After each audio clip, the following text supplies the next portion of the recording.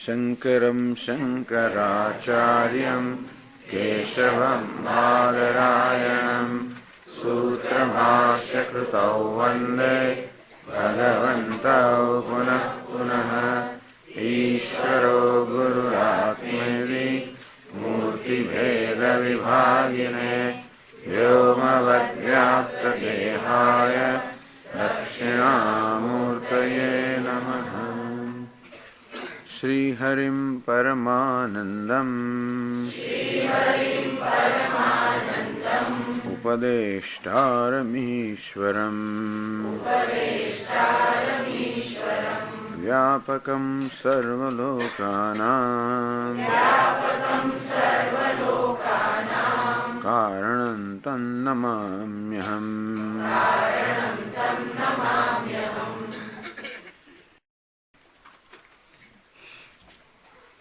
निगमाचार्यवाक्येषु भक्तिश्रद्धेति विश्रुता चित्तैकाग्र्यं तु सल्लक्ष्ये समाधानमिति स्मृतम्। संसारबन्धनिर्मुक्तिः कथं मे स्यात् कदा विधेत् इति या सुदृढा बुद्धिः वक्तव्या सा मुमुक्षुता।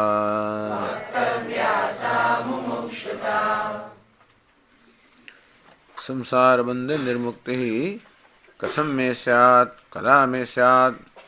हे विधे हे प्रभु आ संसाરના બંધનમાંથી મારી મુક્તિ ક્યારે થશે? એટલે કે સંસાર બંધન રૂપ લાગવો જોઈએ. પહેલા તો મુક્ત થવાની ઈચ્છા ક્યારે જન્મે?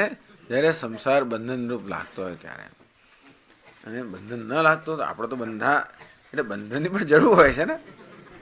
ગંઠ શું છે બધા ગઠબંધન કરતા હોય છે. એ સિવાય પણ લગ્ન ગ્રંથિથી જોડાવો વગેરે. એટલે કે બંધન કયો જાતનો પુરુષાર્થ આપણે ઈચ્છીએ એ પરથી નક્કી થાય કે બંધન ઈચ્છનીય છે કે નથી.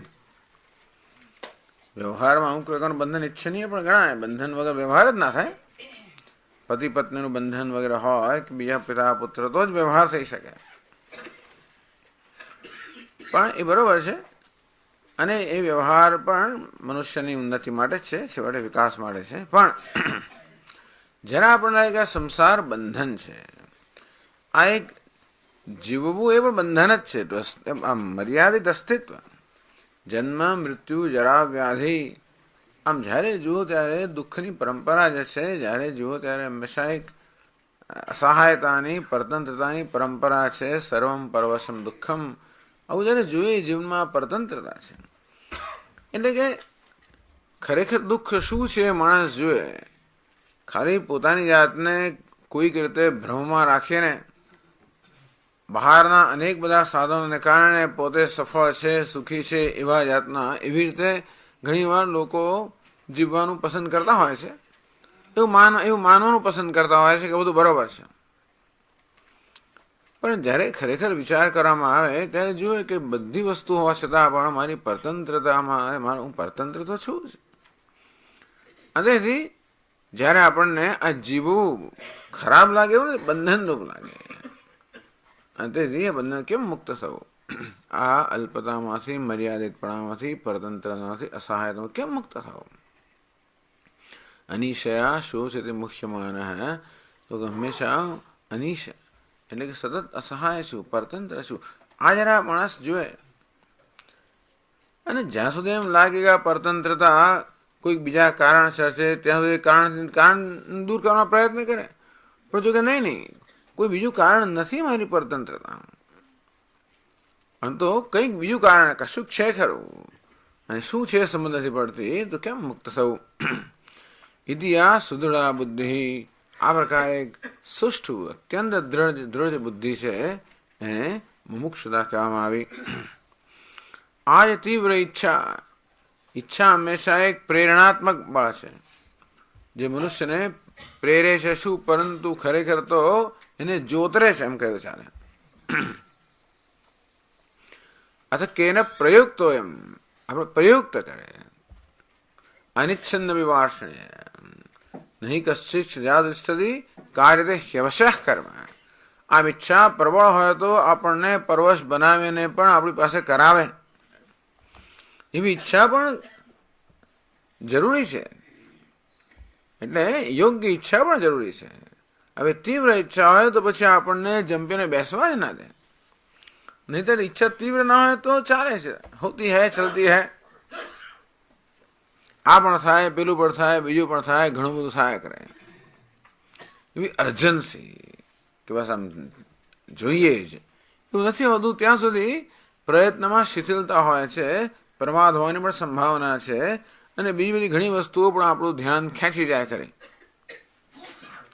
પરંતુ આપણું સમગ્ર વ્યક્તિત્વ કહે ને કે તદ એક જિજ્ઞાસા, તો આ એક જ વસ્તુ આપણા જીવનમાં માત્ર ધ્યેય બની રહે, એ જ એક માત્ર આપણા જેની પ્રવૃત્તિ બની રહે, એ સિવાય બીજું કંઈ હોય જ નહીં. દરેક પ્રવૃત્તિ ઈચ્છામાં જન્મતી હોય અને એક જ ઈચ્છા હોય તો એક જ પ્રવૃત્તિ એવું બની રહે, એ પ્રકારની તીવ્ર ઈચ્છાને મોક્ષતા કહેવામાં આવી. ઇદમ સાધન ચતુષ્ટયમ યદર્થમ ઉપન્યસ્તમ, તો વિવેક વૈરાગ્ય સમાધિ ષટ્ક સંપત્તિ મુમુક્ષુત્વમ. આ સાધન ચતુષ્ટયમ, આ ચાર સાધનનો સમૂહ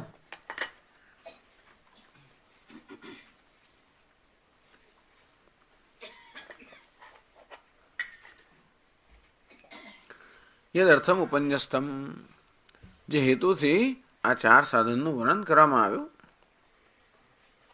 એને અહીંયા પ્રસ્તુત કરવામાં આવ્યા. તદ ઇદાનીમ દર્શયતિ, તો આ ચાર સાધન પ્રાપ્ત કરીને શું કરવાનું, શેના માટે આ સાધન ચતુષ્ટય, શેના માટે આપણે વિકસાવવાના, કેળવવાના. હવે વેદાંત શરૂ થાય, અથવા તો બ્રહ્મ જિજ્ઞાસા. તો વેદાંતની શરૂઆત થાય અથવા તો બ્રહ્મ જિજ્ઞાસા, આ પહેલા સૂત્રથી વેદાંતની શરૂઆત થાય. એમાં અથ શબ્દથી અત્યાર સુધી બધું આવી ગયું. ત્યાર પછી ટૂંકમાં કંઈક બન્યું છે, ત્યાર પછી બ્રહ્મ જિજ્ઞાસા, એટલે બ્રહ્મ અર્થાત ઈશ્વરને જાણવાની તીવ્ર ઈચ્છા જન્મે. પછી બ્રહ્મ વિચાર હે, બ્રહ્મ એટલે ઈશ્વર વિશે, આત્મા વિશે વિચાર કરવો જોઈએ. ત્યારથી પછી આખું શાસ્ત્ર બ્રહ્મસૂત્ર, આખું વેદાંત શાસ્ત્ર આવ્યું. એટલે વેદાંતનો જે મુખ્ય વિષય છે એ હવે શરૂ થાય છે. અથવા તો બ્રહ્મ જિજ્ઞાસા. કંઈક કારણ કે સાધન ચતુષ્ટય સંપત્તિ હોય તો બ્રહ્મને, ઈશ્વરને જાણવાની તીવ્ર ઈચ્છા જન્મવાની જ. ત્યાં સત્વ છે. આપણા મનમાં કેવા પ્રકારની ઈચ્છા છે એનો આધાર આપણા મનની વૃત્તિ પર આધાર રાખે છે. મનનું કયા પ્રકારનું બંધારણ છે એ પરથી આપણી ઈચ્છા નક્કી થતી હોય છે. આમ જ્યાં રજોગુણની પ્રધાનતા હોય તો એવા મનમાં હંમેશા ભોગની, પ્રાપ્તિની એ બધી ઈચ્છાઓ જન્મવાની. તમોગુણની પ્રધાનતા હોય તો કંઈ નિષ્ક્રિયતા વગેરેની ઈચ્છાઓ જન્મવાની. સત્વગુણની પ્રધાનતા હોય તો જ્ઞાનની ઈચ્છા જન્મવાની.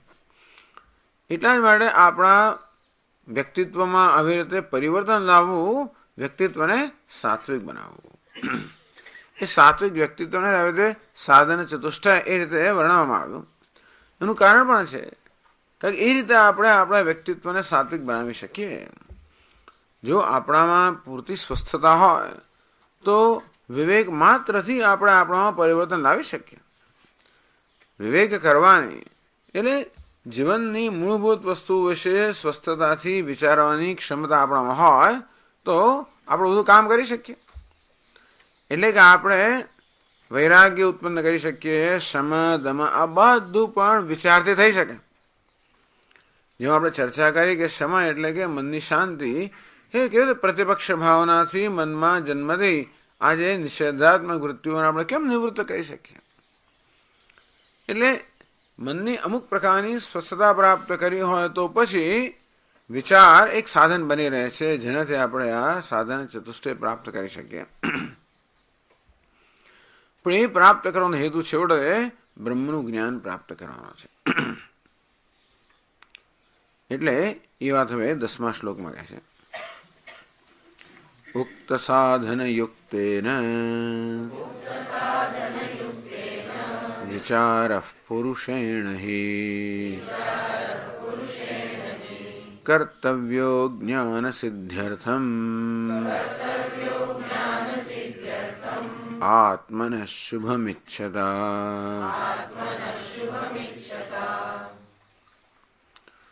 ઉક્ત સાધન યુક્તેન પુરુષેણ હિ વિચારઃ કર્તવ્ય. ઉક્ત સાધન યુક્તેન, જે 4 સાધનો કહેવામાં આવ્યા, વૈરાગ્ય આદિ ચતુષ્ટયમ, આમ વૈરાગ્યથી માંડીને બ્રહ્માદિ એ શ્લોકથી માંડીને આ છેલ્લે શ્લોક સામમુક્ષુતા એ 6 શ્લોકોમાં જે કહેવામાં આવ્યું, એમાં જે સાધનોનું વર્ણન કરવામાં આવ્યું, ઉક્ત સાધન યુક્તેન, આ સાધનો, આ પ્રકારની સંપત્તિ, આ 4 સાધનનો સમૂહ એટલે કે વિવેક વૈરાગ્ય વગેરે જે ધરાવનાર છે એવા પુરુષ વડે પુરુષેણ અધિકારિણા દેહવતા મનુષ્યોત્તમેન, આ આવી જાતની સંપત્તિ આપણે ધરાવી, અર્થાત આ પ્રકારે આપણા વ્યક્તિત્વનું નિર્માણ આપણે કર્યું હોય, જ્યારે આપણામાં વૈરાગ્ય જન્મ્યો હોય, તીવ્ર મુમુક્ષુતા જન્મી હોય, મનની સ્વસ્થતા જન્મી હોય, તો ટીકા કહે છે કે આવી વ્યક્તિ તો મનુષ્યોત્તમ છે, મનુષ્યમાં શ્રેષ્ઠ છે. હજી જ્ઞાન તો થયું જ નથી, છતાં પણ તો આવી રીતે તસ્યૈતે કથિતા હેર્થા પ્રકાશંતે મહાત્મનઃ, જેમાં આ પ્રકારના સાધનો છે એને મહાત્મા કહેવામાં આવે. પાર્થસ્ય છે મહાત્મનઃ. સંજય કહે છે કે આ રીતે ભગવાન કૃષ્ણ અને મહાત્મા પાર્થ વચ્ચેનો સંવાદ મેં સાંભળ્યો, અને પાર્થને પણ મહાત્મા કહેવામાં આવે છે. એટલે જે જ્ઞાની જે છે એ તો જાણે મહાત્મા કહેવાય, પરંતુ એ જ્ઞાન માટેની યોગ્યતા ધરાવનાર પણ મહાત્મા છે, કારણ કે એને મળવાનું છે, જ્ઞાન થવાનું છે. મનુષ્યાણામ સહસ્રેષુ કશ્ચિદ જય સિદ્ધે યતતામ સિદ્ધાનામ કશ્ચિન મામ વેત્તિ તત્વતઃ. ભગવાન કહે છે કે હજારો લાખો મનુષ્યમાં કોઈક એવો હોય જે આ પ્રકારની સિદ્ધિ માટે પ્રયત્ન પણ કરતો હોય. જગતના મોટાભાગના લોકોમાં તો રજોગુણ ને તમોગુણની પ્રધાનતા હોવાના કારણે એમનું જીવન ભોગમય જ હોય છે કે પ્રમાદ અને આળસવાળું હોય છે, અને તેથી એ સિવાય જીવનમાં કોઈ ઉત્કૃષ્ટ ધ્યેય હોય એની ઝાંખી સુદ્ધા એમને થતી નથી, એવો ખ્યાલ સુદ્ધા આવતો જ નથી. સંપ્રાય પ્રતિભાતિ બાલમ, તેથી બાળક બુદ્ધિના અર્થાત આવી રીતે આ પરિપક્વ બુદ્ધિના અવિવેકી મનુષ્યને એ પ્રકારનો જીવનમાં કોઈ ઉત્તમ ધ્યેય છે એવું સૂઝતું પણ નથી.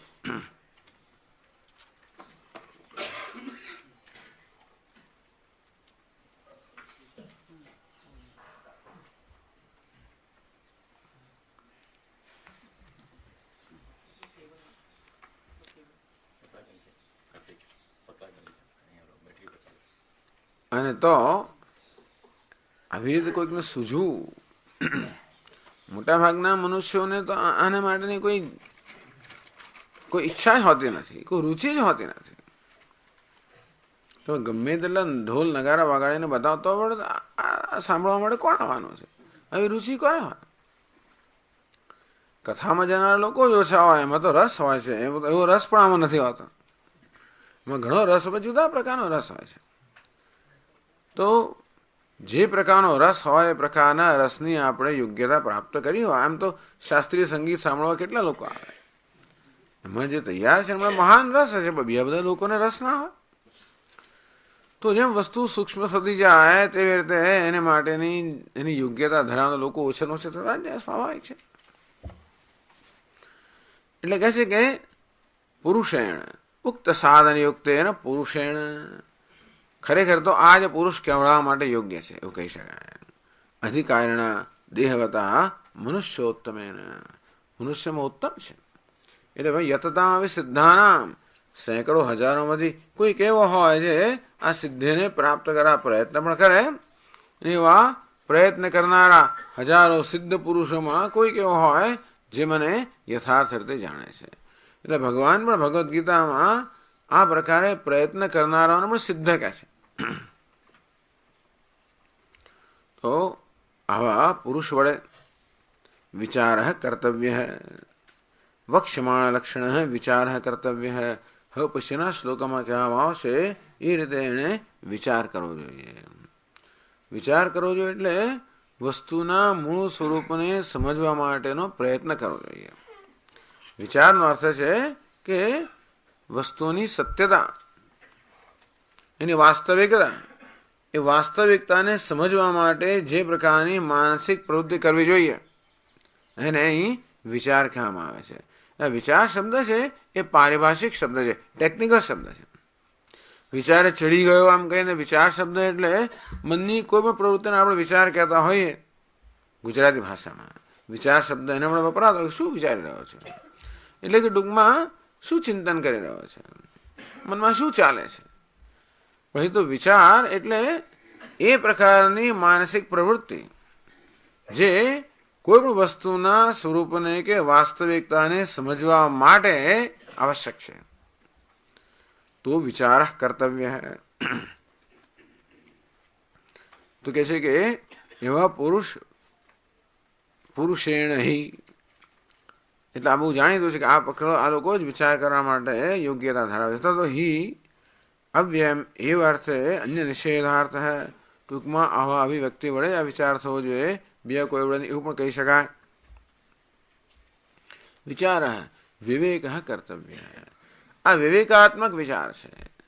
આપણે આગળ ચર્ચા કરી કે જ્યારે આત્મા અનાત્મા વચ્ચે એવું તાદાત્મ્ય છે કે આપણે સરળતાથી આત્માને જેવો છે તેવું જાણી ના શકીએ.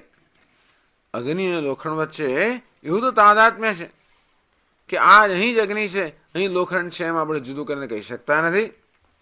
અને તેથી એ પ્રકારનો વિવેક એ બુદ્ધિમાં થતો હોય છે.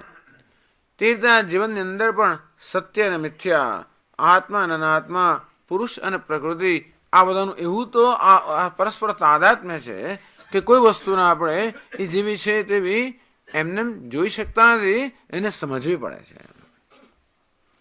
જોવું એક વસ્તુ છે, સમજવું બીજી વસ્તુ છે. જોઈએ આપણે કે આ સૂર્ય સ્થિર છે, સૂર્ય ફરી રહ્યો છે, પૃથ્વી સ્થિર છે, એવું દેખાવ એક વસ્તુ છે.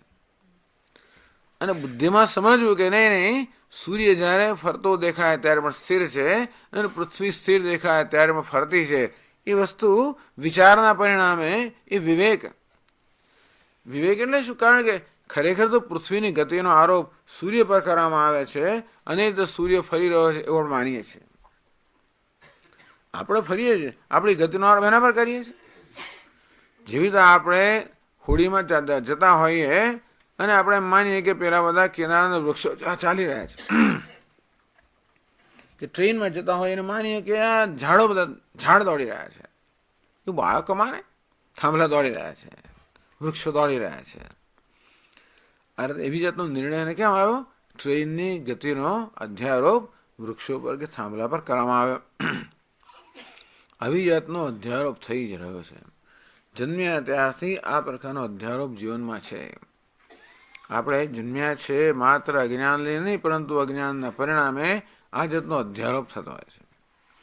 હું માત્ર આત્માને નથી જાણતો એવું નથી, પરંતુ આત્માને ખોટી રીતે જાણું છું, જગતને ખોટી રીતે જાણું છું, ઈશ્વરને ખોટી રીતે જાણું છું.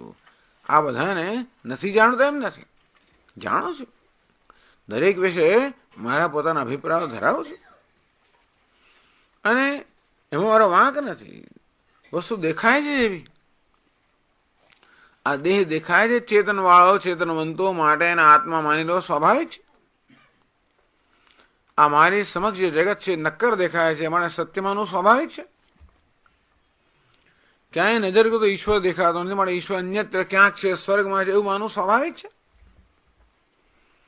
એટલે આ બધી માન્યતાઓ જે હું ધરાવું છું, જે માન્યતાઓ પર મારું જીવનનો આધાર છે, એ બધી માન્યતાઓ લઈને જ આપણે જન્મ્યા છીએ. આ બધી માન્યતાઓ કોઈનો કોઈ પ્રકાર અધ્યારોપમાં જન્મી છે. જે વસ્તુ જે નથી ત્યાં એનો આરોપ કરવો. જેમ કે દોરડાને સર્પ માનવો, તેવી રીતે અધ્યારોપ થઈ રહ્યો છે. એટલા જ માટે વિવેકાત્મક વિચાર. તો વૈજ્ઞાનિકનો વિચાર અને વેદાંતનો વિચાર જયારે જુદા પ્રકારનો છે. વૈજ્ઞાનિક સામે કોઈ વસ્તુ હોય એમાં એને કોઈ અભિપ્રાય નથી, કોઈ ભ્રમ નથી, કશું નથી. તેથી એને સમજવાનો એ પ્રયત્ન નથી કે આ શું છે, ક્યાંથી આવ્યું, શાનું બનેલું છે વગેરે.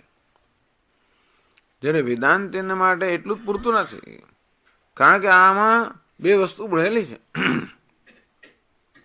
આ પુષ્પના નામરૂપ તો છે, પણ એ નામરૂપ શેને કારણે છે? તો કે અસ્થિ, ભાતિ, પ્રિય. આમ બે તત્વોનું અહીંયા આગળ મિશ્રણ છે, અને આપણે બેને એક માનીએ છીએ. એટલા માટે વિવેક અર્થાત બેને જુદા પાડવાની જરૂર છે કે ભાઈ નહીં, આ નામરૂપની સત્તા એક પ્રકારની છે, અસ્થિ, ભાતિ, પ્રિય સત્તા અન્ય પ્રકારની છે. એક સત્ય છે, બીજું મિથ્યા છે. સત્યાનૃતે મિથુની કૃત્ય. આ સત્ય ને મિથ્યા એવા તો મિથુનીકરણ એટલે કે એવા ઓતપ્રોત થઈ ગયા છે કે બે વચ્ચેનો ભેદ આપણે પારખી શકતા નથી.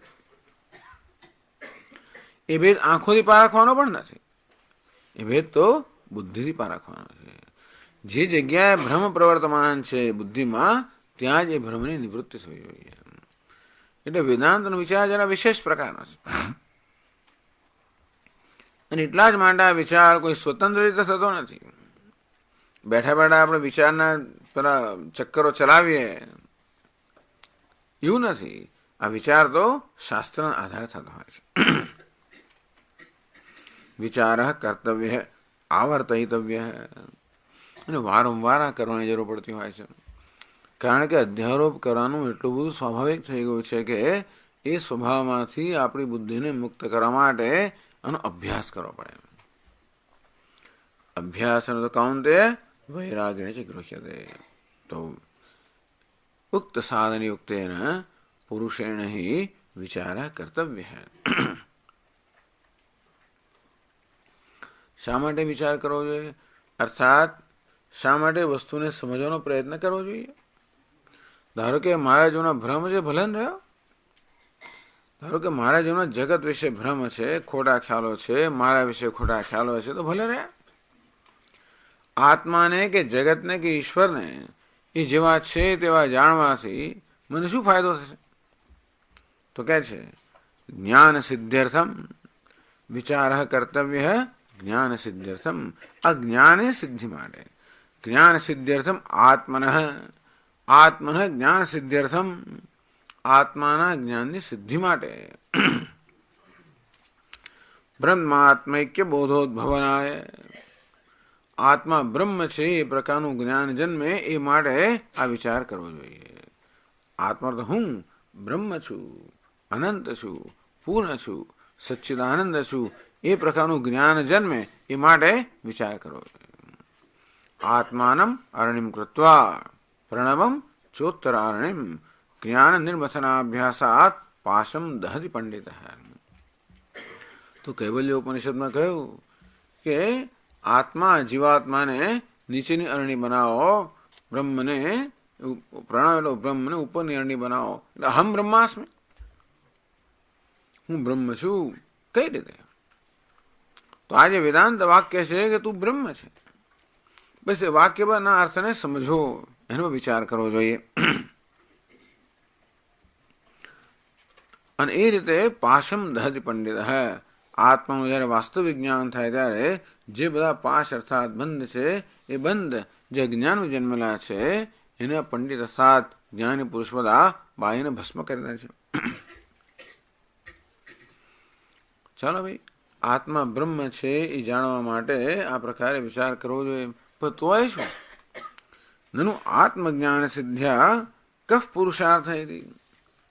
આત્માનું મને વાસ્તવિક જ્ઞાન થાય, હું બ્રહ્મ છું એ પ્રકારનું વાસ્તવિક જ્ઞાન થાય, તો પણ એનાથી જીવનમાં શું ધ્યેય સિદ્ધ થશે? શુભમ ઈચ્છતા આત્મન શુભમ ઈચ્છતા, જે પોતાનું કલ્યાણ ઈચ્છે છે. તો કલ્યાણ જીવનમાં એક જ વસ્તુમાં છે, કલ્યાણ જે સુખ, જે ખરેખર સુખ ઈચ્છે છે એ લોકોએ આ પ્રકારનો વિચાર કરવો જોઈએ. શુભમ પરમાનંદ રૂપત્વેન મંગલમ મોક્ષ સુખમ, જે પોતાના જીવનમાં શુભ ઈચ્છતા હોય, કલ્યાણ ઈચ્છતા હોય, મંગળ ઈચ્છતા હોય. સુખને જ આપણે મંગળ કહીએ, દુઃખને ના કહીએ. અસતોમાં સદગમય, અસત તો કેવું છે? અશુભ છે. જીવનમાં અશુભ છે ને, તું લખે ને ઉપર પોસ્ટકાર્ડ પર અશુભ, એટલે હમણાં વાંચવાનું નહીં, એટલું વાંચ્યું એટલે બાથરૂમમાં જઈને પછી આગળ બહારથી વાંચે, પછી કપડાં બોળવા પડે, જે કંઈ થતું હોય પણ એટલે અશુભ. આપણે મૃત્યુને અશુભ કહીએ. અશુભ એટલે મૃત્યુ, શુભ એટલે જીવન, અશુભ એટલે જ્ઞાન, શુભ એટલે જ્ઞાન, અશુભ એટલે દુઃખ, શુભ એટલે સુખ. જે વસ્તુ આપણે ઈચ્છતા ના હોઈએ, જે વસ્તુ આપણને પસંદ ના હોય એ અશુભ, જે આપણે ઈચ્છતા હોઈએ એ શુભ. અસતોમાં સદગમય, તમસોમાં જ્યોતિર્ગમય, મૃત્યોરમાં અમૃતમ ગમય. અસતમાંથી ભગવાન મને સત તરફ લઈ આવો, અંધકારમાંથી પ્રકાશ તરફ, મૃત્યુમાંથી અમરતા તરફ. મૃત્યુ અશુભ છે, અમરતા શુભ છે. અંધકાર અજ્ઞાન અશુભ છે, પ્રકાશ શુભ છે. તો આ રીતે આત્મન શુભમિચ્છતા, જીવને શુભ ઈચ્છે છે, કલ્યાણ ઈચ્છે છે, જે અમરતા ઈચ્છે છે, જે સુખ ઈચ્છે છે, જે જ્ઞાન ઈચ્છે છે, એ ઈચ્છતા હોય તો, ના ઈચ્છતા હોય તો વાંધો નથી, પણ દરેક જણ ઈચ્છે છે ખરેખર તો. માત્ર પોતાની ઈચ્છાને સમજવાની જરૂર છે. એવું નહીં કોઈ પણ અમરતા ન ઈચ્છતો હોય, કોઈને મૃત્યુ ગમે જ નહીં, કોઈને દુઃખ ગમે જ નહીં, કોઈને અને કોઈને મૂર્ખતા ગમે નહીં. અજ્ઞાન મૂર્ખતા કોઈને ના ગમે. હું મૂર્ખ છું એવું કોઈ સ્વીકારવા તૈયાર ના થાય. મૂર્ખતા કોઈને ના ગમે, બધાને ઢાપણ ગમે. હું ડાયો છું, વિદ્વાન છું, જાણું છું, જાણીએ છીએ, અમે જાણીએ છીએ, કહેવાની જરૂર નથી. અમને એટલી નહીં સમજ પડતી હોય નહીં. ટૂંકમાં હવે દરેક આવી જાતના વાર્તાલાપમાં પણ જાણે છે કે અમે એટલે અમે નથી જાણતા એવું આપણે કોઈ ન જાણવું પુરવાર કરવા માંગે તરત વિરોધ થવાનો. ભલે ન જાણતો હોય તો વિરોધ તો થવાનો છે. આપણા જીવનમાં સતત વિરોધ છે. મૃત્યુનો સતત વિરોધ, મૂર્ખતાનો સતત વિરોધ, દુઃખનો સતત વિરોધ સ્વાભાવિક છે. કારણ કે સચ્ચિત આનંદ મારો સ્વભાવ છે, અને માટે તેથી એનાથી વિરુદ્ધનો વિરોધ થવાનો છે. અને તેથી શુભ એટલે સચ્ચિત આનંદ. આત્મને શુભમિચ્છતામ, જીવનમાં જે હું ઈચ્છી રહ્યો છું વાસ્તવિક રીતે એ જીવનની ઈચ્છા પૂરી કરવી હોય, જીવનને સફળ બનાવવું હોય તો આ પ્રકારે વિચાર કરવો જોઈએ. તો બેઠા બેઠા વિચાર કરવાથી અને જ્ઞાન મેળવવાથી કેવી રીતે જીવનમાં સફળતા મળે? તો કે હા, કે જીવનમાં સફળતા નથી એ એક ભ્રમ છે. બસ એટલે ભ્રમની નિવૃત્તિ કરવાની જરૂર છે. તો હું બંધનમાં છું, દુઃખી છું, અજ્ઞાની છું, મરતે છું. આ જો મારા વિશેની હકીકત હોત તો આપણે કંઈ કરવું પડ્યું હોત, પણ આ મારા વિશેના ભ્રમ છે. આત્મ શુભમિચ્છતા પ્રાર્થયતા, આમ જે પોતાનું કલ્યાણ ઈચ્છે છે એને આ પ્રકારે, ટૂંકમાં તો જ જીવનું કલ્યાણ થાય. જ્યારે આપણે જાણીએ કે હું બ્રહ્મ છું, પૂર્ણ છું, હું જે પ્રાપ્ત કરવા ઈચ્છી રહ્યો હતું તો હું વાસ્તવમાં છું. એટલે હવે આ સાધન ચતુષ્ટયનું વર્ણન કર્યા પછી જીવનમાં વિચાર હોવો જોઈએ એ અહીંયા આગળ કહેવામાં આવ્યો. તો જ આપણે બાકીનો ગ્રંથ વિચાર રૂપ છે. હવે સંબંધ શું? સાધન ચતુષ્ટય વર્ણન એને વિચારને સંબંધ શું છે? એટલા જ માટે કે આ પ્રકારની યોગ્યતા ધરાવનાર જ આ વિચાર કરવાની ક્ષમતા ધરાવે છે, બાકી નહીં. ઉક્ત સાધન યુક્તેન પુરુષેણ હિ વિચાર કર્તવ્ય, એ જ આ પ્રકારનો વિચાર કરવાની ક્ષમતા ધરાવે છે. અને તેથી એટલા માટે પહેલી ક્ષમતા યોગ્યતા પ્રાપ્ત કરવી જોઈએ, અને પછી વિચાર કરીએ તો એ આપણને ખરેખર તો ફળદાય નીવડે. અને તેથી જીવનમાં વિચાર કરવાની જરૂર છે. કારણ કે આપણે ઘણી બધી સાદી વસ્તુઓ આપણે લઈએ કે જે મને દુઃખ થાય છે, આ દુઃખનું શું કારણ છે, શોકનું શું કારણ છે. સતત દુઃખને શોકને દૂર કરવા મથી રહ્યો છું સતત, પરંતુ જ્યાં સુધી આપણે કારણ દૂર ના કરીએ ત્યાં સુધી કાર્ય દૂર થાય જ નહીં. તો હું તો શોકના કે દુઃખના કારણને દૂર કરવા પ્રયત્ન કરી રહ્યો છું. ઠંડી પડે તો જરા એ ઓછી કરું, ગરમી પડે જરા એ ઓછી કરું, આ થાય તો આ, પૈસા ન તો પેલું લઈ આવું, તો પ્રયત્ન કરી રહ્યો છું. ટૂંકમાં મારા મનમાં આ પ્રકારનો નિર્ણય છે કે ભાઈ દુઃખનું કારણ ક્યાંક બીજે છે, કે ક્યારે વિચાર કર્યો નથી. વેદાંતિન લોકો એમ કે અવિચાર સિદ્ધ સંસાર હે. આ સંસાર તો અવિચાર સિદ્ધ અર્થાત વિચારના અભાવને કારણે જ છે. સંસારી દુઃખ જે છે એ વિચારના અભાવને કારણે છે. અશોચાન અન્વશોચસ્ત્વમ, તે વિચાર નથી કર્યો, હે અર્જુન માટે જ તું શોક કરી રહ્યો છે. પ્રજ્ઞાવાદામ છે ભાષસે, ભલે તું પંડિતોની જેમ વાત કરતો હોય પણ વિચાર નથી કર્યો. રટણ ઘણું કર્યું, શાસ્ત્રો બોલી ગયો અને બધો અર્જુન અંતેથી શા માટે યુદ્ધ ના કરવું છે, બધી ભગવાનને એમાં કઈ રસ નથી. યુદ્ધ કરે ના કરે એમાં કઈ રસ નથી. માત્ર અર્જુન બિચારો જે દુઃખના મહાસાગરમાં ડૂબકા મારી રહ્યો છે, એને કેમ એનો ઉદ્ધાર કેમ કરવો, એમાં જ એમને રસ છે. પણ ભગવાન જુએ છે કે વિચાર થયો નથી, શોકનું શું કારણ છે, દુઃખનું શું કારણ છે. સ્વામી આટલી સમજ ના પડે દુઃખનું શું કારણ. જો ને પેલું આમ કહી ગયો, ને પેલું આમ કરી ગયો, ને પેલો આ લઈ ગયો, ને પેલો આપી ગયો, ને પેલા આ કર્યું. એમાં દુઃખના હજારો કારણ છે. જ્યારે કોઈ ઈષ્ટ સાથે વિયોગ થાય ત્યારે શોક જન્મે જ. આપણે ઈચ્છનીય વસ્તુ હોય, વ્યક્તિ હોય, એની સાથે વિયોગ થાય, આપણે લઈ લેવામાં આવે, જતું રહે, કંઈ પણ થાય તો શોક થવાનો છે. અને વારંવાર થતું હોય છે ને. આપણે જેને રાખવા માંગીએ વારંવાર જતું રહેવા ઈચ્છતું હોય છે. વસ્તુનો સ્વભાવ જ છે, આવે એ જાય, અને હું ઈચ્છું કે આવે મારી પાસે જ રહે ને. એટલે શોકના હજાર સ્થાન છે. અને તેથી આપણો એવો ખ્યાલ જ છે કે એવો નિર્ણય છે કે શોક કે દુઃખનું કારણ બહાર છે, વિચારવાની જરૂર છે. તું કોને દુઃખ કહે છે? દુઃખનું કોઈ વર્ણન છે તારી પાસે? દુઃખ કોને કહેવાય? દુઃખ કોને કહેવાય એનું એકાદ આપણે નિબંધ લખીએ. જેમ સુખ માટે નિબંધ લખે, દુઃખ માટે નિબંધ લખવા જેવો છે, બેસીને લખવા જેવો છે. દુઃખ એટલે કોને દુઃખ કહેવાય? જો પતિ આમ કરે તો દુઃખ કહેવાય, પત્ની આમ કરે દુઃખ કહેવાય, દીકરો આમ કરે તો આમ કહેવાય, સાહેબ આમ કરે તો આમ કહેવાય, પેલું આમ કરે, બધું વર્ણન લખીએ. પરંતુ એ જ દુઃખનું કારણ હોત એવું નથી કે હંમેશા એની વસ્તુ દુઃખ ઉત્પન્ન કરનારી જ હોય, એવું નથી. આમ દુઃખના કારણ વિશે વિચાર નથી કર્યો, માટે આપણે દુઃખ અનુભવીએ છીએ. દુઃખ નામની જીવનમાં કોઈ વસ્તુ જ નથી. ઈશ્વરની સૃષ્ટિમાં દુઃખ નામની વસ્તુ નથી, શોક નામની વસ્તુ. પીડા છે, પડીએ આખડીએ એમ કરીને આપણે શરીરની પીડા થાય, એ પ્રારબ્ધ છે, એ ઈશ્વર સૃષ્ટિ છે. એ જે ગ્રહો બેસીને જે કરતા હોય તે આપણે પાડી નાખે ટૂંકમાં. એટલે ના હોય ત્યાંથી ઊભું કરે. ગ્રહો આપણી વિપરીત ગયા હોય ત્યારે ક્યાંક એકદમ ખાડામાં પગ પડે, પગ મચકોડે જાય, ને કલ્પના બહારની વસ્તુ થઈ જાય. સામાન્ય વસ્તુમાંથી માણસ ઊભો હોય ને માણસ એકદમ પડી જાય, ગમે તે થાય. રોજ જે કરતો હોય વાસ્તવમાં રોજ નહાતો હોય ને એકદમ પાણી દજાઈ જાય. આવું થાય, માની કે ચાલો આવું જ છે બધું. ટૂંકમાં શરીરના સ્તરની પીડા જે છે ને એ તો જાણે જીવનની, પણ શોક તો એક માનસિક સંતાપ છે. તો એ જીવની ઉપજ છે, એ ઈશ્વરની ઉપજ નથી. એ રિએક્શન જે પ્રત્યાઘાત છે, શોક થવાનું કોઈ કારણ નથી, દુઃખી થવાનું કોઈ કારણ નથી, પીડિત થવાનું કારણ છે. પીડા એક વસ્તુ છે અને દુઃખ કે શોક બીજી વસ્તુ છે. તો આપણે ક્યારે આ શોક પર વિચાર નથી કર્યો, દુઃખ પર વિચાર નથી કર્યો.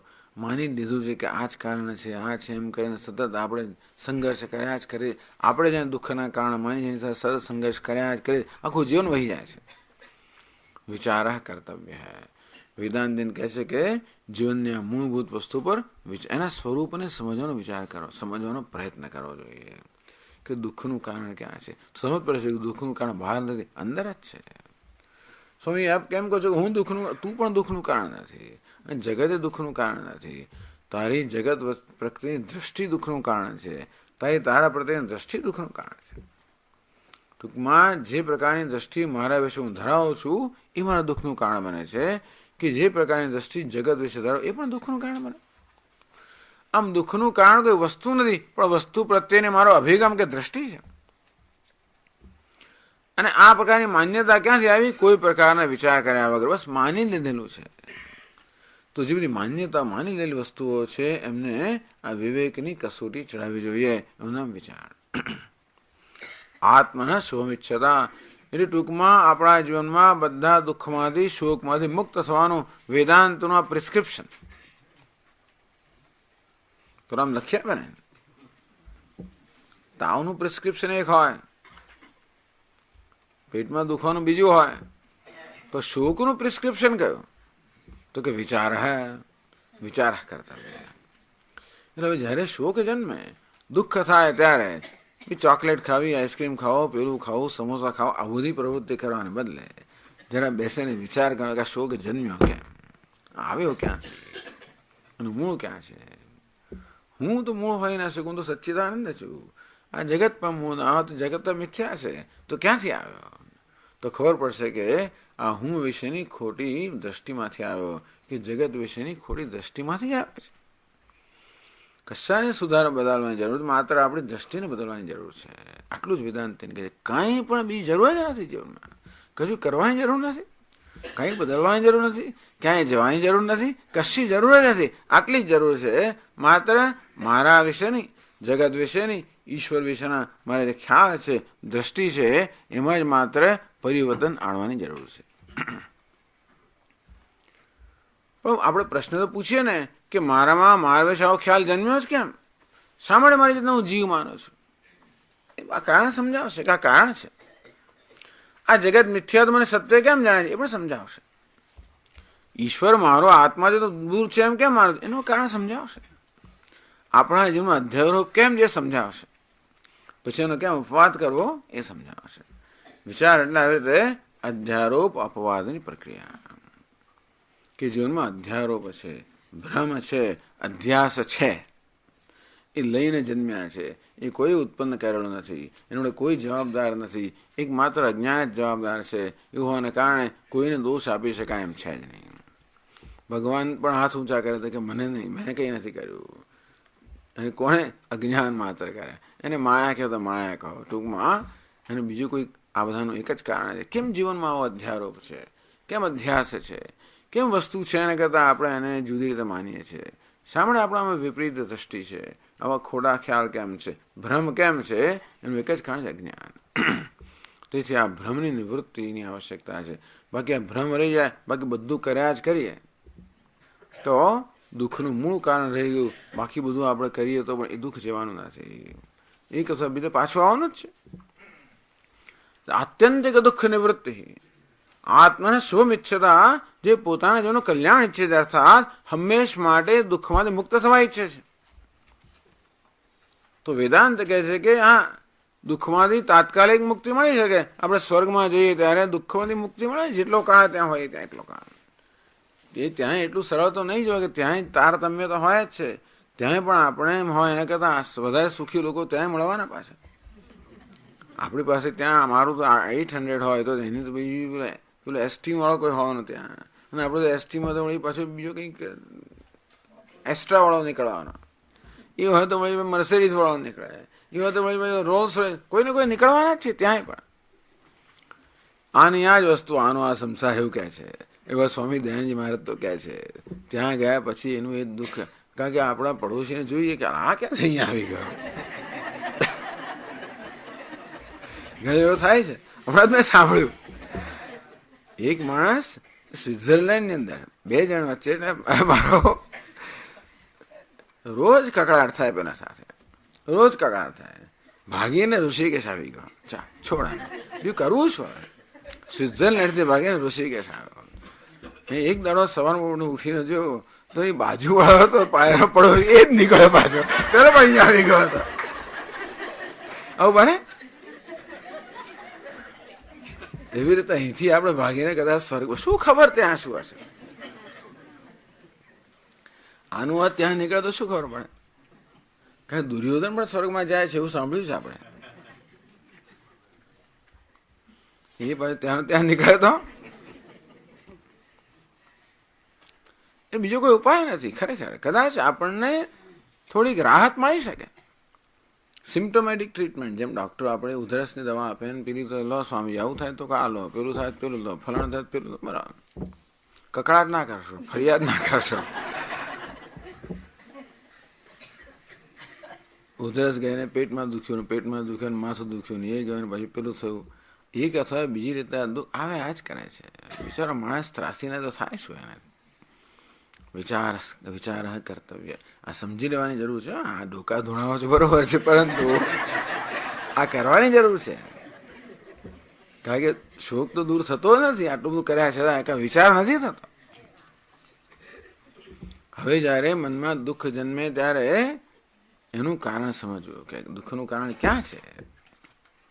એટલે આત્મના સ્વમિચ્છતા, જે હંમેશ માટે દુઃખોને મુક્ત થવા ઈચ્છે છે, એને જે હમણાં કહેશે એ પ્રકારે વિવેકાત્મક વિચાર કરવો જોઈએ.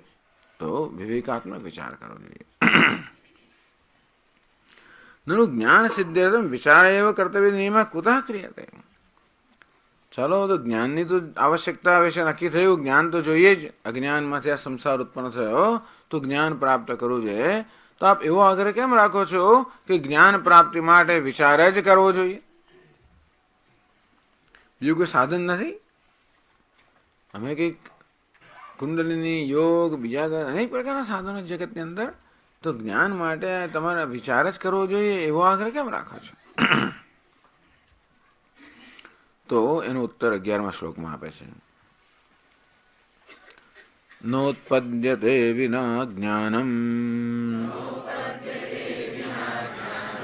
વિચારેણાન્ય સાધનૈ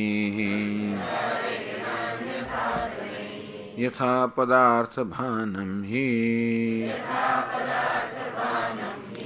પ્રકાશેન વિના ક્વચિત.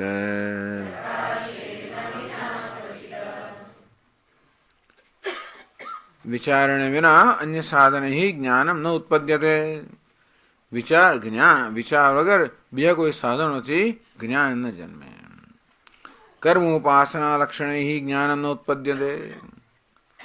ગમે તેવું આપણે કર્મ કરીએ, ઉપાસનાઓ કરીએ, ધ્યાન કરીએ, ટૂંકમાં ભિન્ન ભિન્ન પ્રકારના કર્મ કરીએ. ઉપાસના ધ્યાન પણ એક માનસ કર્મ જ છે. એટલે આપણે ઘણી બધી કર્મનો અર્થ એ કે આપણે ઇન્દ્રિયોના સ્તરે ભગવાનની આરાધના, પૂજા વગેરે કરીએ. વાણીના સ્તરે આપણે એનું કીર્તન વગેરે સ્તવન કરતા હોઈએ, અથવા તો મનના સ્તરે આપણે આરાધના કરતા હોઈએ, ધ્યાન કરતા હોઈએ. આ બધું બરોબર છે, પણ એ દ્વારા જ્ઞાન ના જન્મે. તત્ર દૃષ્ટાંતમાં કેમ? યથા પદાર્થ ભાનમ હિ પ્રકાશે વિના ક્વચિત. જેવી રીતે પદાર્થનું જ્ઞાન આપણે ક્યારે થાય? જ્યારે પ્રકાશ હોય ત્યારે. ટૂંકમાં બધા પદાર્થો આપણી સમક્ષ હોય, પણ જો અંધકાર છવાઈ જાય તો હોય છતાં પણ આપણે દેખાય નહીં. વસ્તુ છે છતાં પણ ન દેખાય જો એને ઉજાળનાર પ્રકાશ ના હોય તો. અને જ્યારે પ્રકાશ આવે, લાઈટ આવી ગઈ, તરત વસ્તુ આપણને દેખાય. એ સિવાય જે કરવું એ કરો. અહીંયા અંધારો થઈ જાય પછી આ ફૂલને જોવા માટે શું કરશો? પ્રાણાયામ કરો, અથવા ઉઠ બેસ કરો, દંડ બેઠક કરો, ધ્યાન કરો, જે કરવું એ કરો.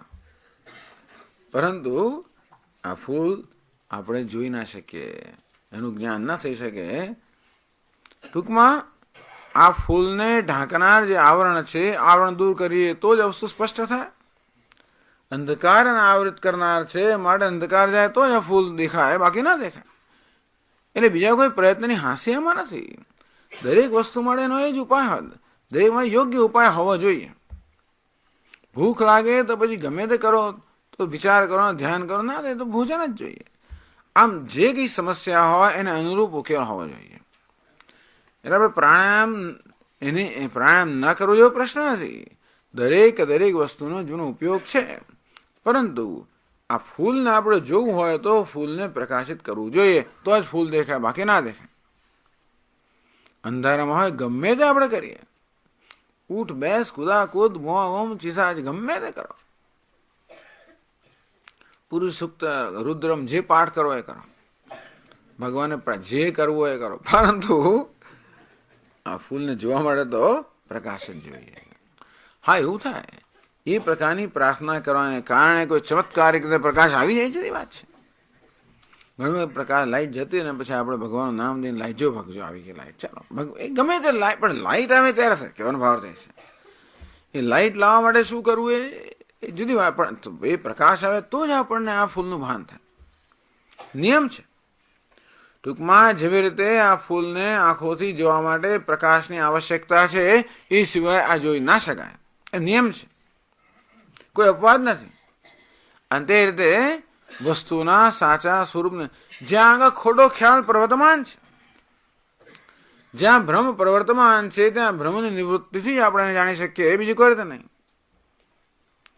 અને તો આપણા જીવનમાં ભ્રમ કે અધ્યારોપ પ્રવર્તમાન છે. એટલું જ નહીં, પરંતુ એ ભ્રમ આપણને ઉલટી દિશામાં જ હંમેશા દોરનારો છે. આ માયા તો એવી છે કે આ ભ્રમ તો ઉત્પન્ન કર્યો, જોડે જોડે એ સાચું છે એવું પણ ઉત્પન્ન કરે પાછું. દેહમાં અહમભાવ તો ઉત્પન્ન કર્યો, પણ દેહ જ આત્મા છે એવી જે સત્યતા એ પણ ઉત્પન્ન કરે. અને એટલા માટે જે કે આપણે ખ્યાલ વસ્તુ વિશે ધરાવતા હોઈએ છીએ એને ચકાસવાની જરૂર છે. કારણ કે જીવનમાં જે કે દુઃખ કે શોક છે આપણા ખ્યાલોને કારણે છે, કોઈ વસ્તુને કારણે નથી. વસ્તુ જવાબદાર નથી. સ્વામી તમને ખબર નહીં હોય, મારા સાહેબને મળો જરા ખબર પડશે. સાહેબ શું કરે? સ્વામી જેવા ઓફિસમાં ગયા કે જે એમનું શરૂ થઈ જાય બોલવાનું, આ બધું છે ને તે બરોબર છે, ભલે ને બોલે, એમાં આપણને શું, સામે સંભળાય નહીં તો ના સાંભળે છે. બે રીતે ના સંભળાય, ક્યાં તો કાનમાં આપણે પૂમડા નાખી દઈએ, અથવા તો એ બોલ્યા એટલે એ બોલે છે ત્યાં ત્યાં રહે, આપણે અંદર ના લઈએ. એ આપણે અનેક વસ્તુ કહે, તો આવો છે ને તેવો છે, ભલે સારું, થેન્ક યુ, તમારો અભિપ્રાય છે, ભલે એનો અભિપ્રાય આપણો અભિપ્રાય ના બનાવે તો કશો વાંધો ના આવે. તો પેલો કહે ને તરત જ હું તો કૂદી પડું છું કે હા, એ કહે ની સાથે હું હા અંદરથી કહું છું, ભલે બહારથી ના કહેતો, બહારથી વિરોધ કરતો, અંદરથી હા હા કરું, અને એટલા માટે દુઃખ થાય. કોઈ કે મૂર્ખ છે, હું દુઃખ થવાની શું જરૂર, એ કહે છે મૂર્ખ છે, હું કહું છું એ મૂર્ખ, એટલે હું તરત મારી મૂર્ખ કહેવા માંડું છું અને પછી દુઃખી થાઉં છું. મૂર્ખ છે તો એ શું થઈ ગયું, ભલે મૂર્ખ તો એ શું, હું દુઃખી થવાની જરૂર છે, કશું આવડતું નથી, આવડતું દુઃખી થવાની જરૂર શું છે? પણ અપેક્ષા મને આવડવું જ જોઈએ, હું મૂર્ખ ન જ હોવો જોઈએ. એટલું હું જેટલું કહું એટલું પેલો સિદ્ધ કરે બરાબર, પછી જે ચાલે, હું કહું મૂર્ખ નથી, પેલો બરાબર સિદ્ધ કરે, પુરવાર કરે, જાત જાતના પુરાવા આપે, હું બીજા પુરાવા આપું, આખી જિંદગી એમાં પૂરી થઈ જાય. આપણે કોઈ નક્કી કરી શકે જ નહીં કોણ શું છે, પણ બંને દુઃખી થાય ખરા. ટૂંકમાં આવી બાળકોની રમત ચાલે છે આખી દુનિયાની અંદર, બીજું કશું ખેલ છે આનો, આ ઘર ઘર રમવું, પેલી મા બનીને પેલો બાપ બને, પેલો દીકરો બને, પેલો આમ બને, કકડાટ ચાલે, એ કશા એમાં કોઈ જાતનું કશે તથ્ય છે જ નહીં. પરંતુ આ જે મિથ્યા વસ્તુ છે ને સત્ય માની લેવાને કારણે કેટલા દુઃખી થઈ જાય. ભાઈ કોઈ માણસ આપણે કશું કહે એને આપણે આપણો અભિપ્રાય ન બનાવીએ અને ત્યાંનું ત્યાં જ રાખીએ તો કશું ના થાય. ઘણા લોકોને કશું થતું જ નથી, જોકે એનું કારણ બીજું છે, એવા જાડી ચામડા છે એમને કશું સ્પર્શતું જ નથી. ઘણા લોકો તો જ તમે રાજકારણમાં જઈ શકો, બાકી જઈ શકાય નહીં. સાચી વાત છે, એક જરૂરિયાત છે. કારણ કે અનેક લોકો અનેક વસ્તુ કે દરેક વસ્તુથી તમે દુઃખી થઈ જાઓ તો તમે હાર્ટ એટેક 2 દિવસમાં આવી જાય. છાપાવાળા તમારી પાછળ પડે તો શું કરાય કે તમારે જે લખવું એ લખો, જે કહેવું હોય એ કહો. હું આ કહું છું, તમે શું લખવાનું છે એ મને ખબર છે, કે તમે નથી લખવાના એ ખબર છે, લખો તો શું લખવાના એ મને ખબર જ છે, પહેલેથી ખબર છે. જે લખવું એ લખો, જે કહેવું હોય તે કહો, જે કરવું હોય તે કરો, અને મારે જે કરવું છે હું કરીશ. કશું વસ્તુ અડકે જ નહીં તો તમે શું કરો? આપણે એવું નથી કહેતા, એવી તાકાત બધામાં હોતી નથી, પણ આપણે જુદા પ્રકારની તાકાત ઉત્પન્ન કરવાની છે કે એને આપણે સ્પર્શવા ન દઈએ, જે સ્તરે એને રાખીએ. એ કે મૂર્ખ છે, મૂર્ખતા, ચાલો મૂર્ખતા છે, ક્યાં છે? બુદ્ધિમાં છે, ભલે નહીં. બુદ્ધિ મૂર્ખ નથી એવું કહેવાની મારે શું જરૂર છે? મૂર્ખ છે, બુદ્ધિ મૂર્ખ છે. હું મૂર્ખ છું કોને કહ્યું? કેવો દેખાય છે? જેવો દેખાવ શરીર એવું દેખાય છે ને. કોઈ કહીને શરીર દેખાય, એ શરીરના સ્તરે રાખીએ, આગળ ના જવા દઈએ તો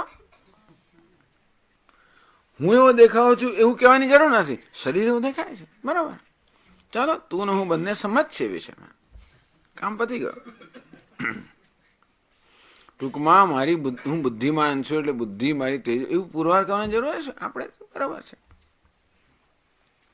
પણ નહીં, હું શરીરમાં બેઠેલો હોઉં એટલે શરીરને કોઈ લાત મારે તો મને લાત મારી, શરીરની ટીકા કરે તો મારી ટીકા કરી.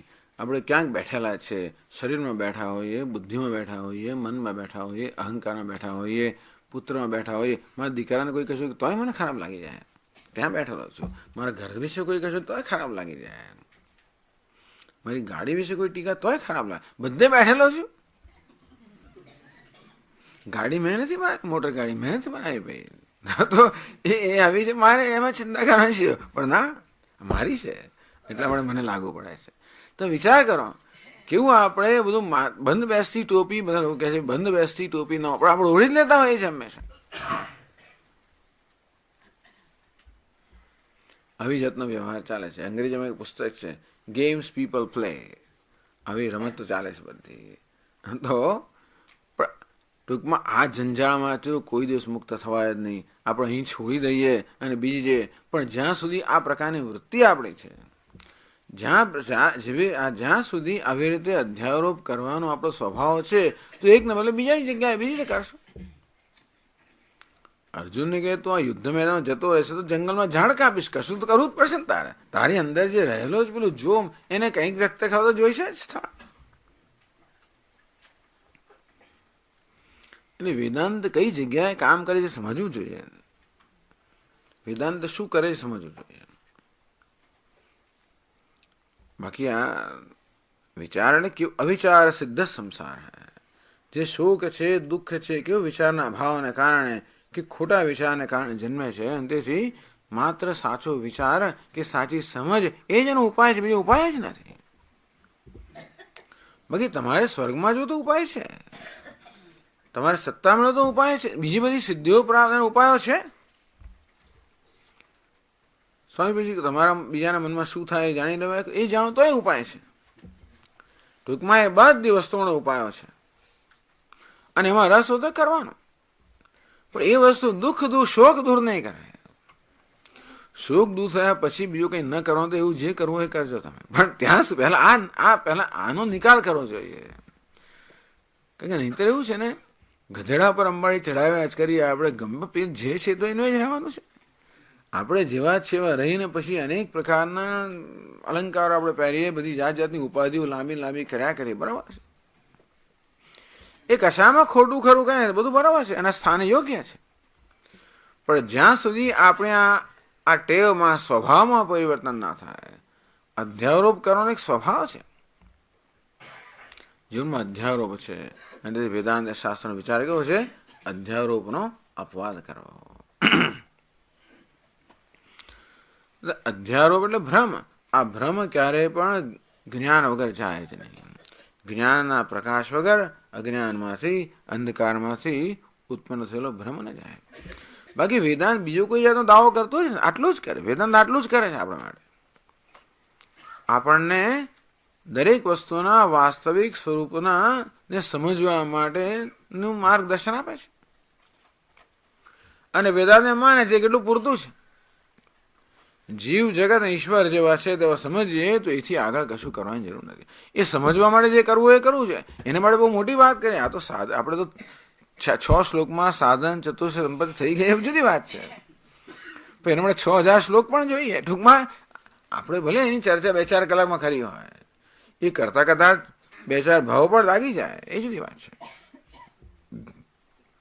છેવટે કર્યા પછી વિચાર યથા પદાર્થમાનમ હિ પ્રકાશ વિના ક્વચિત ન ઉત્પદ્યતે ઇતિ સર્વજન પ્રસિદ્ધમ. આ બધા જ જાણે છે. તેથી આ પ્રકારનો નિયમ બનાવવામાં આવ્યો કે જ્ઞાન તો વિચારથી જ થાય. તો જો કેવી રીતે આખી વિચાર પદ્ધતિ ચાલે છે, પહેલા સાધન ચતુષ્ટ સંપત્તિની વાત કરી, શેના માટે? અધિકારિત્વની વાત કરી, જેથી મનુષ્ય વિચાર કરી શકે, સૂક્ષ્મ તત્વો વિચાર કરી શકે. એ શાના માટે? તો જ્ઞાન માટે. તો જ્ઞાનની અનિવાર્યતા સિદ્ધ કરી, એના સાધન માટે, ઉપાય માટે વિચારની અનિવાર્યતા સિદ્ધ કરી. એટલે એકવાર આપણા મનમાં આ વસ્તુ ગોઠવાઈ ગઈ કે મુમુક્ષુતા એટલે કે જિજ્ઞાસુતા, ટૂંકમાં જિજ્ઞાસા, જ્ઞાનની ઈચ્છા હોવી જોઈએ, જીવનનું જ્ઞાન હોવું જોઈએ, સાચી સમજ હોવી જોઈએ. એ સાચી સમજ ને માટે વિચાર કેમ આવશ્યક છે? કાંઈક ખોટી સમજ છે, તેથી એ ખોટી સમજ, આપણી સમજ શું ખોટું છે એ પણ જાણવું જોઈએ, ત્યાં સાચી સમજ પ્રાપ્ત થાય. ના રીતે વિચારની આવશ્યકતા કે અનિવાર્યતા પણ સિદ્ધ કરી. હવે વિચાર કોને કહેવાય એની વાત 5 શ્લોકોમાં કરે છે. તરી સ વિચાર કીદૃશ હૈ. આ વિચાર વિચાર કયા પ્રકારના વિચાર, કઈ રીતે વિચાર કરવો જોઈએ, એટલે કઈ રીતે ઇન્ક્વાયરી, કઈ રીતે ચિંતન કરવું જોઈએ, કઈ રીતે આપણી બુદ્ધિને સમજવા માટે દોરવી જોઈએ, શું સમજવા માટે દોરવી જોઈએ અને કઈ રીતે સમજવા માટે દોરવી જોઈએ. બુદ્ધિમાં સમજ શક્તિ છે તો બુદ્ધિને કઈ રીતે દોરવી જોઈએ. તેને માટે 12મા શ્લોકમાં કહે છે, કોહમ કથમિદમ જાતમ કો વૈ કર્તાસ્ય વિદ્યતે ઉપાદાનમ કિમસ્તિ વિચારસોયમીદૃશ.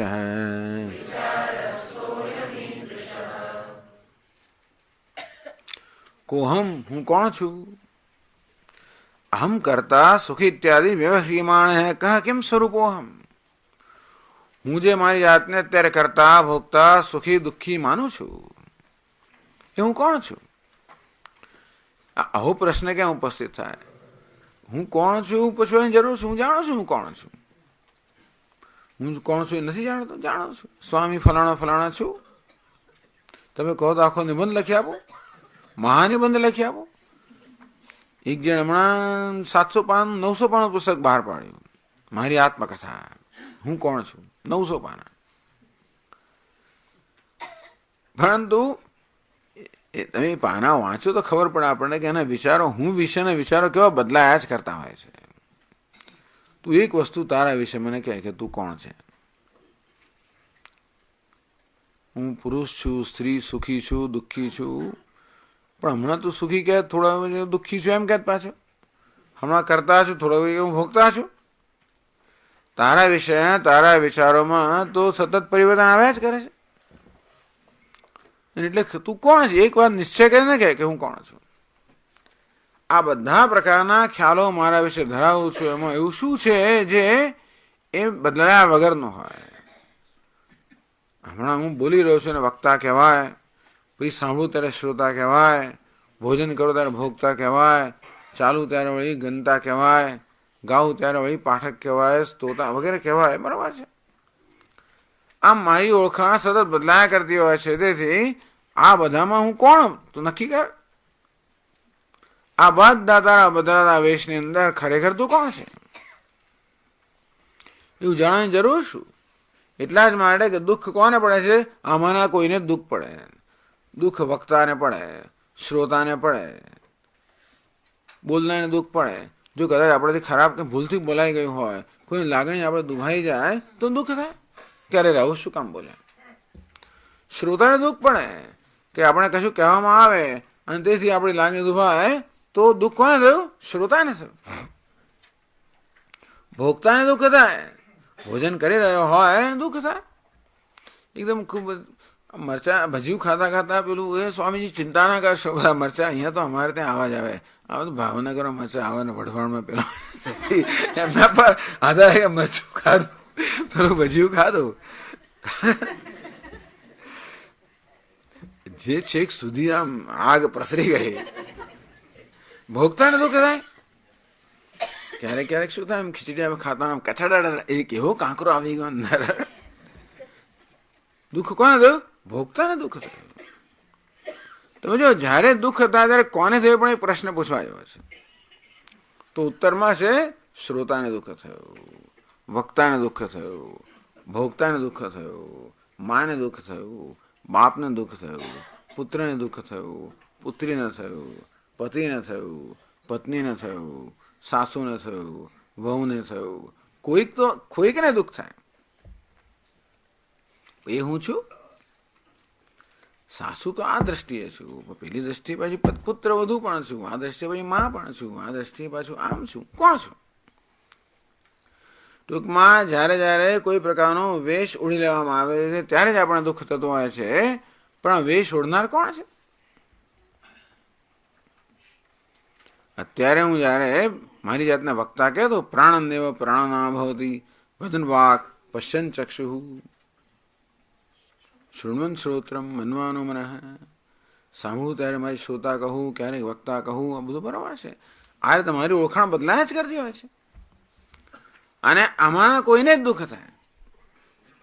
સ્વામી દયાનંદ મહારાજ કે રીતે જ્યાં સુધી આપણે પેલા વેશની સમસ્યાઓને પોતાની વેશની સમસ્યાઓ વેશ સુધી મર્યાદિત વાંધો નથી. નાટકમાં મારે ભિખારનું પાત્ર ભજવવાનું ભજવે છે, ત્યાં મારું કોઈ અપમાન કરે તો ભિખારનું અપમાન છે, મારું નથી. તો કદાચ કોઈ ધોલ પણ મારી દે ત્યારે નાટકમાં આવતું હોય તો ધોલ મને નથી કોને વાગી, ભિખારીને મારી છે, મને નથી વાગી. હું સામે ધોલ મારી દો એનો અર્થ એ થયો કે આ ધોલ ભિખારીને મને વાગી. ક્યારેક ભૂલી જાઉં કે હું નાટક કરી રહ્યો છું અને પેલા હું સામે લગાવી દઉં, એનો અર્થ એ થયો કે હું ભિખારી બની ગયો. તો એ ધોલ વાગે. ધોલ કોને વાગે છે? ભિખારીને, અભિનેતાને નહીં. ટૂંકમાં જ્યારે જ્યારે આપણે આવી રીતે નાટકમાં કોઈ જગ્યાએ વેશ ભજાતા હોઈએ ત્યારે એ વેશના ઘણા બધા પ્રશ્નો હોય, સમસ્યાઓ હોય, દુઃખ બધું જાત જાતનું હોય. પણ એ બધી વસ્તુ એ સ્તરે જ છે, એને એ જ સ્તરે રાખીએ આપણે અને એને આપણા સ્તરે ન લાવીએ તો કંઈ મુશ્કેલી નથી. એટલે અભિનેતાઓને કાંઈ મુશ્કેલી નથી આવતી. ગમે તે પ્રકારનું પાત્ર ભજવી શકે. એ પેલો ખલનાયક બને ને કોઈ ચિંતા નથી. અમુક માણસ ખલનાયક દર વખતે એ જ બને. હવે એને કેવું થાય નહીં, હંમેશા પછી એને બે ચાર મુક્કા મારે લોકો તો ઓડિયન્સ તાળી પડે એવું આપણે ગમે નહીં. આમ તો એ જ્યારે મારે લડતો હોય, માને ભાઈ કરતો ને એને જ એટલે લોકો તાળી પાડે. એ મૂકવા તો લોકોને દુઃખ થાય. હંમેશા આપણે લોકોના દ્વેષના વિષય બન્યો કોને એને કંઈ થતું જ નથી. કેમ? કંઈ જાણે છે કે આ તો વેશનો ધર્મ છે, મારો નથી. જે વસ્તુ જે આપણો હિસાબ પેલો જેના ખાતામાં ખતવવાનો હોય એને બીજા ખાતામાં ખતવી દે તો તકલીફ પડે. બેંકમાં ઘણા થઈ જાય છે, આપણે બીજા ખાતામાં જતા આપણા પૈસા બીજાના આપણામાં આવતા રહે તોય મુશ્કેલી ના, આપણા જતા પણ એવી રીતે જે અનાત્માના ખાતામાં છે, વેશના ખાતામાં છે, ત્યાં રાખવામાં આવે અને તો કંઈ મુશ્કેલી નથી. દયાનંદજી મહારાજ સ્વામીજી કહે કે વેશના પ્રશ્નો કે સમસ્યાઓ વેશ પૂરતી મર્યાદિત રાખીએ તો વાંધો નથી, પરંતુ આ વેશની સમસ્યાઓને આપણી સમસ્યા બનાવી દઈએ ત્યારે જ મુશ્કેલી છે. એટલે પ્રશ્ન પણ યોગ્ય સ્થાને છે. કોહમ, હું કોણ છું? આ પ્રકારે સતત મારી બદલાતી ઓળખાણમાં હું ખરેખર કોણ છું?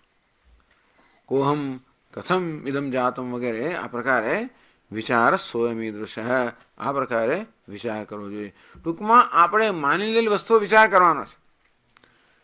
ક્યારેય પણ મારા વિશે હું આવો પ્રશ્ન પૂછું ને કે હું કોણ છું, કારણ હું તો જાણું જ છું કોણ છું. મેં માની લેલું છું કે હું કોણ છું, હું જાણું છું. આ માની લેલી વસ્તુઓ પર વિચાર કરવાનો છે. બીજો વિચાર તો વૈજ્ઞાનિકો ભલે કરતા.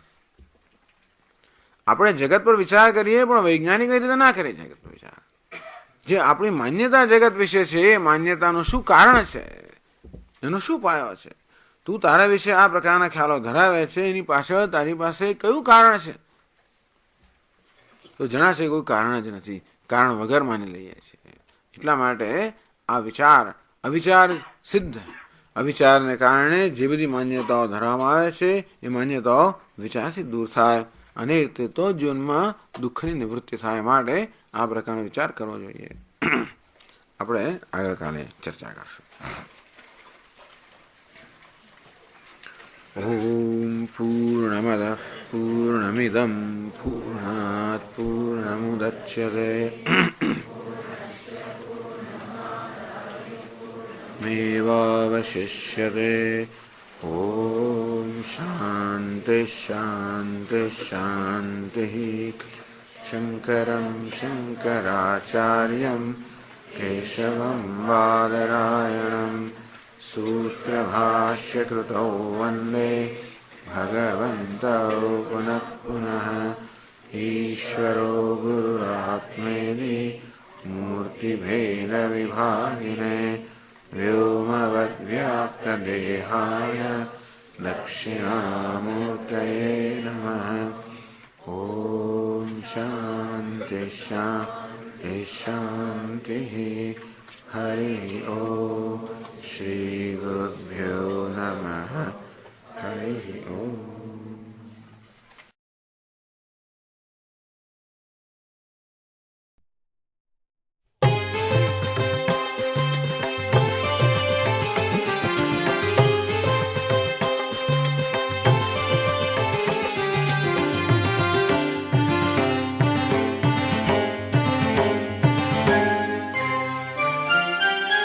गजवदना गणनाथा नाथा, गजवदना गणनाथा नाथा, गजवदना गणनाथा नाथा, गजवदना गणनाथा नाथा, गौरीवरतनया गुणालया, गौरीवरतनया गुणालया, गौरीवरतनया गुणालया, गौरीवरतनया गुणालया, गजवदना